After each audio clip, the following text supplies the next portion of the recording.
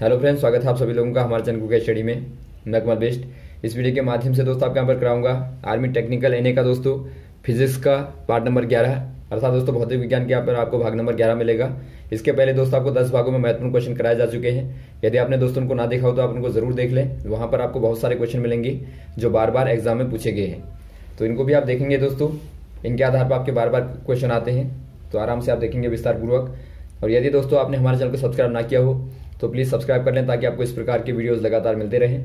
तो आइए शुरू करते हैं, क्वेश्चन को देखें। कॉपी और पेन आप निकाल लेंगे ताकि आपको जो भी क्वेश्चन मिलेंगे नोट करते रहेंगे। देखिए दोस्तों, पहला क्वेश्चन क्या दिखता है आपको। पहला क्वेश्चन दिया है दोस्तों, energy that is produced commercially from coal is called.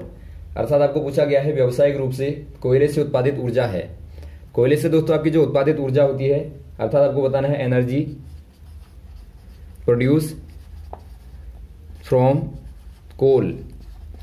कोयले से जो आपकी उत्पन्न ऊर्जा होती है दोस्तों, यदि आप कोयले को देखें एक प्रकार से दोस्तों ब्लैक बॉडी के तौर पर होती है, और इससे जो आपकी ऊष्मा निकलेगी दोस्तों, हीट निकलेगी, उससे आप कहते हैं थर्मल हीट। अर्थात एक प्रकार से आप दोस्तों थर्मल ऊष्मा कह देते हैं। तो ऑप्शन नंबर यहां पर आपका दिखता है सी वाला, तो आप सी वाले में टिक कर देंगे।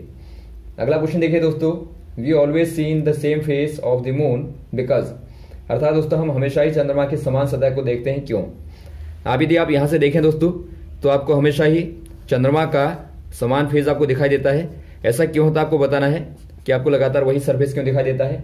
यहां पर देखिए आपको रीजन दिया है दोस्तों, तो यहां पर देखिए दोस्तों आपको रीजन दिए हैं। पहला आपको दिया है it is smaller than the earth. B वाला आपको दिया है it revolves on its axis in a direction opposite to that of the earth. और आपको सी वाला दिया है it takes equal time from revolution around the earth and revolution on its own axis. और आपको डी वाला दिया है it rotate at the same speed as the earth rotate the sun. दोस्तों यहाँ पर देखिए आपका ऑप्शन नंबर जो आपका सी वाला दिखता है वो आपका बिल्कुल सही दिया है दोस्तों। यदि आप बात करें मून के रिवॉल्यूशन की, जो मून है दोस्तों अर्थात जो चंद्रमा है वो दोस्तों समान समय लेता है, अर्थात take same time at revolution around earth and its own axis. अर्थात दोस्तों जो चंद्रमा होता है वो अपने अक्ष में घूमने में और पृथ्वी के चारों चक्कर लगाने में दोस्तों समान समय लेता है, अर्थात समान टाइम लेता है दोस्तों। इसीलिए हमें हमेशा ही उसका सेम सरफेस दिखाई देता है, समान सतह दिखाई देती है। तो ऑप्शन नंबर आपका हो जाएगा सी वाला। अगला क्वेश्चन देखिए दोस्तों, which of the following instrument is used to measure humidity. यहां पर आपको बताना है दोस्तों उमस को या फिर आप कहें उष्ण को दोस्तों मापने वाला जो यंत्र होता है वो क्या होता है दोस्तों। ये आपका काड़ा थर्मोमीटर होगा, या एनेमोमीटर होगा, या फिर सीलिंग साइकोमोटर होगा, या क्लिनिकल थर्मोमीटर होगा। ये दोस्तों आपके यहाँ पर हो जाएगा। यदि आप बात करें ह्यूमिडिटी के मेजरमेंट की दोस्तों, जो ह्यूमिडिटी होती है दोस्तों उसका मेजरमेंट होता है सीलिंग साइको मोटर के द्वारा। अर्थात दोस्तों आपका सीलिंग साइकोमोटर के द्वारा दोस्तों आप उष्णता की अर्थात ह्यूमिडिटी की दोस्तों माप करते हैं। तो यहां पर ऑप्शन नंबर हो जाएगा सी वाला। अगला क्वेश्चन देखिए दोस्तों, the reason for the swimming pool to appears less deep than the actual depth. अर्थात आपको बताना है दोस्तों जो आपके स्विमिंग पूल होते हैं उनकी गहराई उसकी वास्तविक गहराई से कम दिखाई देती है, क्यों। आपने देखा होगा दोस्तों, यदि आप पौंड को देखें, तालाब को देखें, या फिर दोस्तों आप स्विमिंग पूल को देखें दोस्तों, इनमें आपको क्या दिखाई देता है, इसकी जो सतह होगी वो दोस्तों आपको थोड़ा सा उठी प्रतीत होती है, जबकि आप वहां पर जाते तो ज्यादा गहरा होता है। अर्थात उसकी जो आपकी एक्चुअल डेप्थ होती है उससे दोस्तों आपको जो दिखाई देता है वो दोस्तों कम दिखाई देती है। तो ऐसा क्यों होता है आपको बताना है। यदि आप देखें दोस्तों, जब प्रकाश आता है तो पहले एयर का माध्यम होता है, अर्थात एयर का मीडियम होता है, हवा का माध्यम होता है, वायु का। उसके बाद दोस्तों यहाँ पर आपका जल का माध्यम होता है, अर्थात वाटर का मीडियम होता है। तो आपने देखा होगा जब प्रकाश एक माध्यम से दूसरे माध्यम में आता है तो प्रकाश का क्या होता है दोस्तों, विचलन होता है। अर्थात यहाँ पर क्या होगा दोस्तों, आपका विरल माध्यम है और ये आपका सघन माध्यम है। तो विरल माध्यम से सघन माध्यम में जाने में प्रकाश क्या होता है दोस्तों, अभिलंब की ओर झुक जाता है। तो इसी के कारण दोस्तों भ्रम पैदा होता है, अर्थात ये इल्यूजन पैदा होता है। तो इसको क्या कहते हैं दोस्तों, मुड़ने को प्रकाश के एक माध्यम से दूसरे माध्यम में, ये आपका दोस्तों एक प्रकार से कहलाता है रिफ्रैक्शन। रिफ्रैक्शन कहते हैं, या फिर आप कहें दोस्तों प्रकाश का अपवर्तन। तो ये अपवर्तन की घटना कहलाती है। तो यहां पर देखिए दोस्तों आपका ऑप्शन नंबर दिया है पहला वाला रिफ्रैक्शन, तो ए वाला आपका सही हो जाएगा, लाइट रिफ्रैक्शन। अगला क्वेश्चन देखिए दोस्तों, the energy stored in a watch spring is, अर्थात दोस्तों आपको बताना है एक घड़ी की स्प्रिंग में संचित ऊर्जा होती है। यदि आप देखें दोस्तों, जो आपकी चाबी वाली घड़ियां होती हैं उनमें क्या होता है दोस्तों, आप चाबी लगातार भरते रहते हैं और ऊर्जा एक प्रकार से स्टोर होती रहती है। तो जब आप चाबी को घुमाते हैं दोस्तों, वो आपकी काइनेटिक एनर्जी होती है। काइनेटिक कहने का मतलब है जो आपकी दोस्तों गतिज ऊर्जा होती है वो आपकी घुमाने पर होती है। उसके बाद जब वो रुकती है दोस्तों, लगातार आप घुमाते हैं तो आपका पहले बड़ी स्प्रिंग होती है, लेकिन ये घूमने के बाद में एक प्रकार से इस प्रकार से आपकी स्टोर हो जाती है। तो यहां पर दोस्तों ये कन्वर्ट हो जाती है पोटेंशियल में, पोटेंशियल एनर्जी अर्थात आप कहेंगे स्थितिज ऊर्जा। तो आपने देखा दोस्तों, आपने काइनेटिक एनर्जी को पोटेंशियल एनर्जी अर्थात आपने गतिज ऊर्जा को स्थितिज ऊर्जा में बदल दिया। तो यहां पर आपका यही साइकिल होता है। उसके बाद दोबारा से दोस्तों जब घड़ी की सुई घूमती रहती है तो ये स्प्रिंग दोबारा से एक प्रकार से खुलती रहती है। तो यहां पर आप देखते हैं दोबारा से दोस्तों आपकी पोटेंशियल एनर्जी जो होती है वो काइनेटिक में कन्वर्ट हो जाती है। तो यही प्रोसेस लगातार चलता रहता है। तो यहां पर हो जाएगा दोस्तों आपका पोटेंशियल ऑप्शन नंबर बी वाला अर्थात स्थितिज ऊर्जा। अगला क्वेश्चन देखिए दोस्तों, which colour is complementary colour of yellow, अर्थात दोस्तों आपको बताना है पीले रंग का पूरक क्या होगा। पूरक रंग आपको बताना है, अर्थात कॉम्प्लीमेंट्री कलर कहने का मतलब है दोस्तों आपको पूरक रंग बताना है येलो का, अर्थात आपको पीले का यहां पर आपको रंग बताना है, पूरक रंग बताना है। पहले आप समझेंगे दोस्तों जो पूरक रंग होते हैं वो होते क्या है। इनमें क्या होता है दोस्तों, आपने देखा होगा जो आपके मूल रंग होते हैं, मूल अर्थात जो आपके फंडामेंटल कलर्स होते हैं दोस्तों, वो आपके 3 प्रकार के होते हैं, जिनको आप ब्लू कहते हैं और रेड कहते हैं और दोस्तों येलो कहते हैं, अर्थात नीला, लाल और पीला कहते हैं। इन्हीं के माध्यम से दोस्तों आप अन्य कलर को बनाते हैं। जैसा कि आपका यदि आप ब्लू को मिलाएं, ब्लू के साथ में दोस्तों यदि आप रेड को मिला दें तो आपको मिलता है वॉयलेट। वैसे आप जब रेड के साथ में येलो को मिला दें तो आपको मिलता है ऑरेंज। वैसे आप यहां पर मिला दें, वैसे आप दोस्तों येलो के साथ में ब्लू को मिला दें, येलो के साथ ब्लू को, तो आपको मिलता है ग्रीन। तो यहां पर आप देखते हैं दोस्तों जो येलो का कॉम्प्लीमेंट्री होता है वो आपका ब्लू होता है, अर्थात जो आपका पूरक होता है दोस्तों वो यहां पर नीला रंग होता है। तो ऑप्शन नंबर आपका पहला वाला दिया है, तो आपका ए वाला दोस्तों ब्लू कलर सही हो जाएगा। तो इनको भी दोस्तों आप याद रखेंगे किसको मिलाने पे क्या बनता है। कभी कभार दोस्तों आपको जो मूल रंग होते हैं उनमें वाई के स्थान पे जी भी दिया रहेगा, अर्थात आपका ग्रीन दिया रहता है, तो वहां पर दोस्तों आप ग्रीन में टिक कर देंगे, अदरवाइज आपका येलो दोस्तों होता है। अगला क्वेश्चन देखिए दोस्तों, energy of UV rays is greater than, अर्थात दोस्तों आपको बताना है पराबैंगनी किरणों की ऊर्जा रेड से अधिक होती है। जो आपकी यूवी अर्थात जो आपकी दोस्तों अल्ट्रा वॉयलेट रेज होती हैं, जो पराबैंगनी किरणें होती हैं, उनकी दोस्तों आपको बताना है ऊर्जा किससे अधिक होती है, किससे ग्रेटर होती है दोस्तों।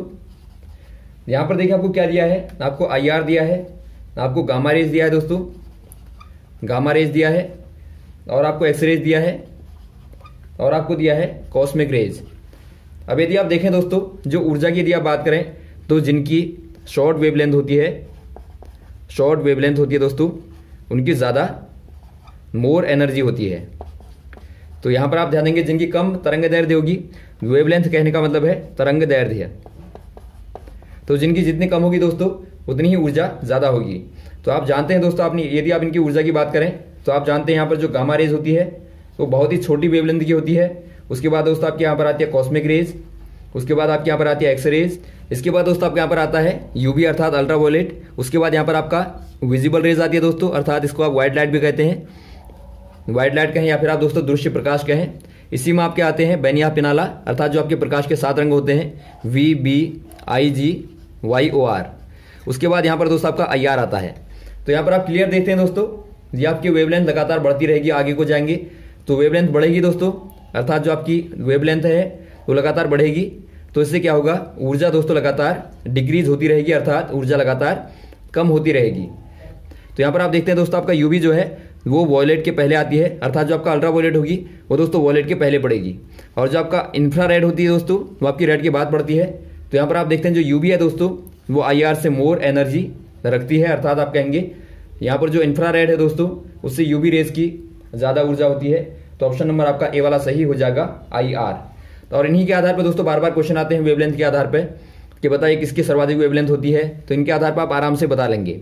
जिनकी वेवलेंथ कम होती है दोस्तों वो दोस्तों ज्यादा स्कैटर होते हैं, अर्थात उनका प्रकीर्णन ज्यादा होता है, और जिनकी वेवलेंथ ज्यादा होगी वो दोस्तों प्रकीर्णन उनका कम होगा। तो एक क्वेश्चन भी बार बार पूछे जाते हैं, इनको आप याद रखेंगे। अगला क्वेश्चन देखिए दोस्तों, अ डेसिबल इज, आपको बताना है डेसिबल क्या है। यदि आप बात करें दोस्तों डेसिबल की, अर्थात इसको आप डेसिबल इस प्रकार से लिखते हैं, डीबी लिख देते हैं दोस्तों आप। ये दोस्तों क्या करता है, ये साउंड के लेवल को दोस्तों मेजर करता है। तो आप कह देंगे एक प्रकार से दोस्तों ध्वनि के स्तर की माप करता है। तो यहां पर देखिए आपको ऑप्शन नंबर डी वाले में दिया है a measure of sound level. तो आप यहां पर टिक कर देंगे डी वाले में, मेजर ऑफ साउंड लेवल में, ऑप्शन नंबर डी वाला। अगला क्वेश्चन देखिए दोस्तों, which of the following has got more heat capacity. आपको बताना है दोस्तों निम्न में से किसमें अधिक ऊष्मा को धारण करने की क्षमता होगी। एक प्रकार से आपको ऊष्मा धारिता बतानी है, सर्वाधिक किसकी होगी। यहां पर आपको दिया दोस्तों आयरन दिया है, आयरन पीस दिया है, वाटर दिया है, गोल्ड पीस दिया है और आपको बेंजीन दिया है। यहां पर हो जाएगा दोस्तों वाटर। जो आपका जल होता है दोस्तों उसकी सर्वाधिक कैपेसिटी होती है, आप याद रखेंगे, जो आपकी हीट कैपेसिटी होती है, हीट कैपेसिटी अर्थात दोस्तों ऊष्मा धारण क्षमता होती है, वो सर्वाधिक दोस्तों वाटर में होती है। तो यहां पर आपका हो जाएगा बी वाला। अगला क्वेश्चन देखिए दोस्तों, the temperature of a place increases suddenly the relative humidity. अर्थात दोस्तों आपको बताना है यदि किसी स्थान का तापमान अचानक बढ़ता है तो सापेक्षित उष्णता या फिर आप कहें उमस होगी। क्या होगी दोस्तों, यहां पर देखिए इसको आप समझने के लिए थोड़ा सा ध्यान देंगे। मान लीजिए यहां पर कोई स्थान है दोस्तों, या आपका कोई प्लेस है और यहां पर का तापमान T1 है और यहां पर मान लीजिए आपका जो ह्यूमिडिटी है अर्थात जो आपकी उष्णता है दोस्तों उसको आप मान लें T2 टेम्परेचर। तो ये दोस्तों आपका पहला वाला केस है। यदि आप सेकंड वाले केस की बात करें तो आपने देखा यहां पर जो प्लेस का तापमान है अर्थात जो आपका स्थान का टेम्परेचर है दोस्तों वो ज्यादा हो गया, इसको आप T1 डैश मान लेंगे, वो दोस्तों आपका बढ़ गया। तो यहां पर क्या होगा दोस्तों, जो T2 होगा क्या हो जाएगा, वो T2 डैश हो जाएगा। तो यहां पर दोस्तों आपका जो T2 डैश का मान होगा वो T2 के कंपेरिजन क्या होगा दोस्तों, वो आपका लेस हो जाएगा, अर्थात वो आपका दोस्तों डिक्रीज हो जाएगा, अर्थात कम हो जाएगा। ऐसा क्यों होगा, ऐसा क्यों होगा दोस्तों, आप जानते हैं जो ऊर्जा होती है, जो ऊष्मा होती है दोस्तों एक प्रकार से क्या होती है, वो कंजर्व रहेगी। तो यहां पर आपका T1 प्लस T2 जो होगा दोस्तों वो आपका T1 dash plus T2 dash के बराबर होगा। तो यहां पर आप देखते हैं दोस्तों यदि आपका ये वाला बढ़ा है तो ये वाला जाहिर तौर पर कम हो जाएगा। तो यहां पर आप कह देंगे दोस्तों जो आपकी ह्यूमिडिटी होगी वो दोस्तों पहले की तुलना में डिक्रीज हो जाएगी, अर्थात कम हो जाएगी। अगला क्वेश्चन देखिए दोस्तों, what is the full form of M regarding radio broadcasting. अर्थात दोस्तों आपको बताना है रेडियो प्रसारण के आधार पर एम का पूरा नाम क्या होगा, फुल फॉर्म क्या होगा। यदि आप बात करें दोस्तों रेडियो ब्रॉडकास्टिंग के आधार पर जो एम का फुल फॉर्म होता है, एम का फुल फॉर्म होता है दोस्तों ए से होता है आपका एम्पलीट्यूड और आपका एम से होता है मॉड्यूलेशन। एक प्रकार से दोस्तों आप कह सकते हैं जो आपका आयाम होता है, ये आपका आयाम कहलाता है दोस्तों ध्वनि का।